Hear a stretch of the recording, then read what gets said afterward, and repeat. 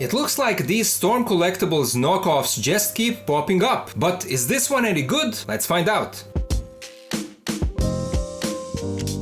Hello and welcome back to the channel. In this video we're gonna take a look at Storm Collectibles Tokita Ohma from Kengan Ashura. First of all, a big thank you to the guys from DC Marvel Toy Store for making this review possible. If you want to get this copy, you can do so over my link in the video description. This is the AC Factory store on AliExpress, so it's a trusted seller. I had some good experience with previous Storm KOs that I reviewed on the channel, so I'm hoping that this one will have the same level of quality. So let's get started. First, a quick look at the packaging, and it's a standard Storm box with a big plastic window showing the figure and most of the accessories. We have a kind of pixelated illustration of the character from the show, and then the name. Side of the box shows a nice promo shot of the figure. Back of the box shows even more promo shots in different fighting poses. Other side again shows an illustration from the show. There's nothing on the top or on the bottom, so now let's open it up and let's take a look at the figure.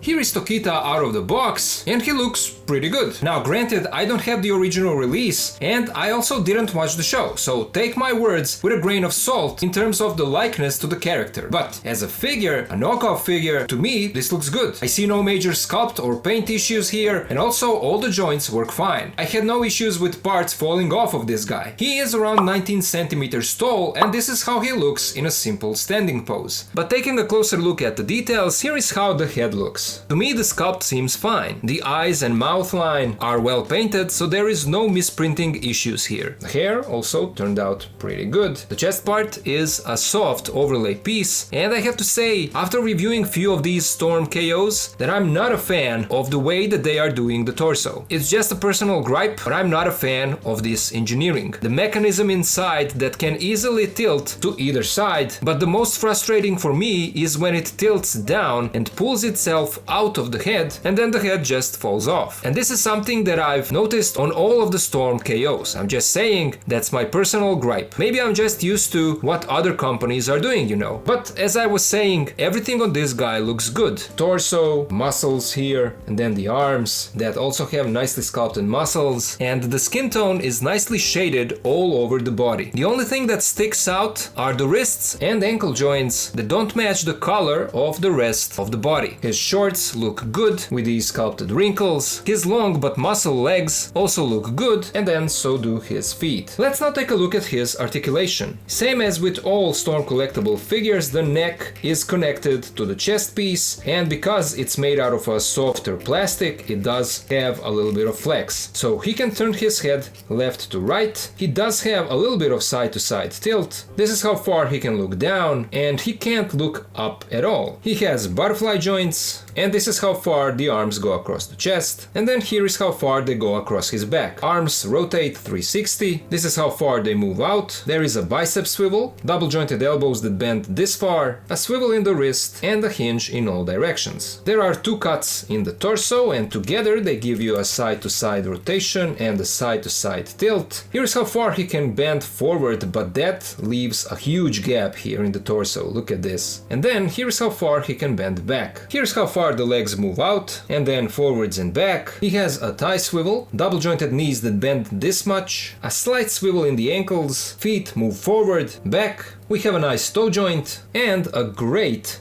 ankle pivot. Let's now take a look at his accessories. He comes with a transparent stand for his effect piece, then he comes with some alternate heads. First we get this one. This one is definitely a serious one. This one is actually smiling, so okay. But then we also get this angry one with grinning teeth. He also comes with this alternate torso, and the difference is that this one is actually all one piece and all of it is rubber. So in comparison to the one that is on the figure, you can see that here we have a cut because this is rubber and then this is harder plastic, but here there is no cut, so it's all just one piece, one soft piece. So they give you options. He also comes with alternate hands. We have a pair of fisted hands that are already on the figure, a pair of open hands, a pair of more dynamic open hands, a pair of gripping hands, and a pair of karate chop hands. And then finally he also comes with this swinging effect with these blood spatters patches all over it. Switching out the heads, there is no issues here.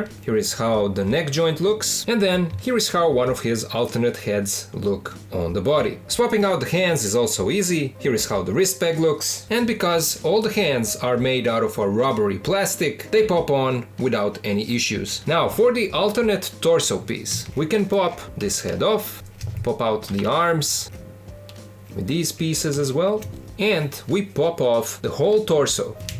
Like that. We take the alternate one, align the two parts, we connect them like this, put back the arms, and we pop on the head. And so this is now how that looks. Let's now compare this guy to some other figures. Here's how he scales with Marvel Legends Maximum Series Spider-Man and X-Men 97 Wolverine, Mayfax Classic Suit Spider-Man and Daredevil, SH Figuarts Friendly Neighborhood Spider-Man and Sentinel Peter B. Parker, Black Series Vader and Stormtrooper, Mass Toys Symbiote Spidey and AC Factory Ultron, City Toys Brown Suit Wolverine and the Amazing Spider-Man, City Toys knockoff of Revoltech Agent Venom, and Max knockoff of 2.0 Deadpool, two knockoffs of Storm Collectibles Street Fighter figures, we have Ryu and Guile, Magma Forge Master, Grey Knight, and a knockoff of Storm Collectibles Karas, Fonjoy Superman and Flav Toys Daredevil, LPZZ Arkham Batman and Roman Key Big Guy Base Body, NECA Movie TMNT Raphael and Masters of the Universe Revelation He-Man, NECA Feral Predator and Savage Crucible Vetaris Repax, and finally YOLO Park Transformers AMK Pro Series Optimus and Starscream. So there you go, that was my look at Storm Collectibles Tokita Ohma from Kengan Ashura. In my opinion, the figure looks good. It's a really nice copy and a great option for anyone who wants this guy but missed out on the original release. This copy moves great, has all accessories as the original, and it is really cheap. So if you think that this is something for you, I do recommend it. Once again, a big thank you to the guys from DC Marvel Toy Store for making this review possible. If you want to get this copy, you can do so over my link in the video description. You've heard my thoughts and now I would love to hear yours. So what do you guys think about this figure? Do you like how it looks? Do you plan to get it? Let me know all of it down in the comments. As always, a huge thank you to my Patreon and channel members for their support. If you can also join and help, please do so. Links are in the video description. And of course, to all of you guys, thank you so much for watching. Thank you for being here with me, and I'll see ya